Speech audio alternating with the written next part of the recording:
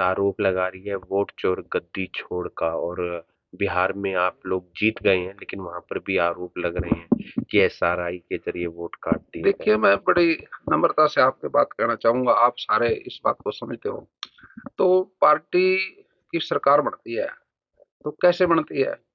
भाई, मेरा बूथ है सबसे मजबूत। काउंटिंग किसकी होती है? बूथ पे होती है।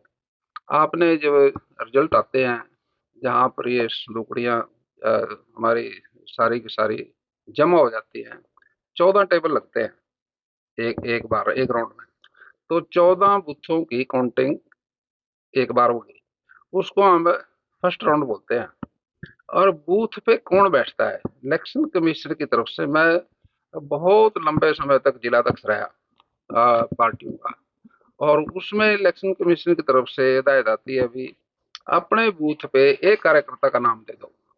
नाम का मतलब है BLA 2 बोलते हैं उसको, बूथ लेवल एजेंट। अब हमारे हरियाणा में 20,632 बूथ हैं। अब हर पार्टी के कितने कार्यकर्ता चाहिए? 20,632। एक बूथ पे एक भी। वैसे तो कमेटी होती है 10-5 की, लेकिन एक तो कंपलसरी है, सरकार मांगती है एक का नाम। कांग्रेस के पास कार्यकर्ता ही नहीं है। 20,632 कार्यकर्ता चाहिए, उतने है ही नहीं उनपे। अब बूथ देखेगा कौन? बूथ तो कार्यकर्ता देखता है, और सरकार की तरफ से एक BLO होता है, बूथ लेवल ऑफिसर। वो सरकार का होता है उसी एक बूथ पे। और बाकी मान्य प्राप्त पार्टियों का एक एक कार्यकर्ता, इलेक्शन कमीशन उनके नाम मांगता है। वो सारी एक टीम बनती है। वो टीम एक बूथ को हैंडल करेगी।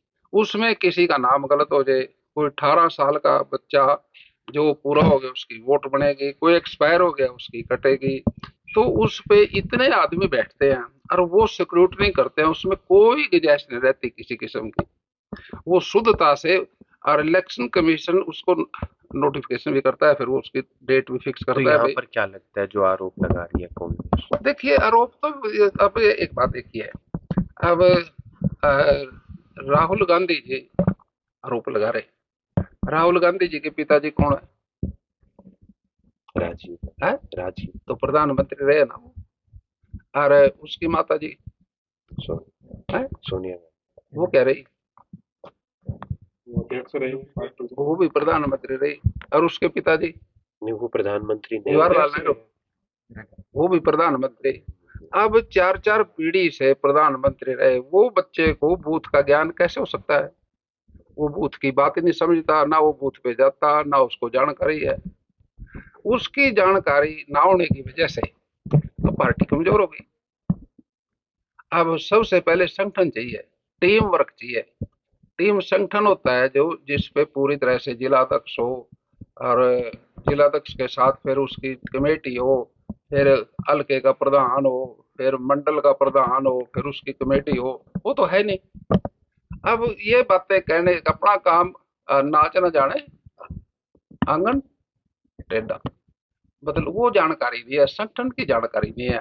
और इसी तरह से वो लालू यादव जी का बेटा, अ, आप समझो, उसकी माँ भी मुख्यमंत्री रही, उसके पिताजी भी मुख्यमंत्री रहे। अब वो मस्ती में है, उनको ज्ञान ही नहीं है नीचे का।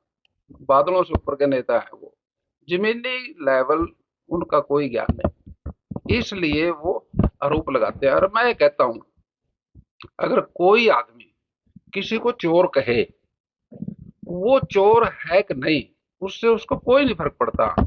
लेकिन जो उसके अंदर से आवाज आती है चोरी की, वो जो भाव है, उस भाव से उसको नुकसान होता है। वो भाव आने से उसकी पार्टी कमजोर होगी, और वो भी कमजोर हो जाएगा। ये भाव ही गलत है, किसी पे आरोप लगाना, किसी पे बिनी बात करना। आप अपने काम को अच्छी तरह से काम करो, मेहनत करो। मेहनत का कोई सब्स्टिट्यूट नहीं है। कभी फील्ड में नहीं जाते, कभी यानी कि बूथ लेवल की कोई मीटिंग नहीं करते, हल्का लेवल की कोई बैठक नहीं करते, डिस्ट्रिक्ट लेवल की कोई बैठक नहीं करते। तो चुनाव तो संगठन से बनता है। सरकार जो बनती है वो संगठन से बनती है। जिस पार्टी का संगठन होगा, उसी की सरकार बनेगी। हमसे जुड़े रहने के लिए हमारे YouTube चैनल को सब्सक्राइब करें और नई वीडियो की नोटिफिकेशन के लिए बेल आइकॉन को दबाएं। अगर आप ये वीडियो Facebook पर देख रहे हैं तो लाइक जरूर करें और ज्यादा से ज्यादा शेयर करें। धन्यवाद।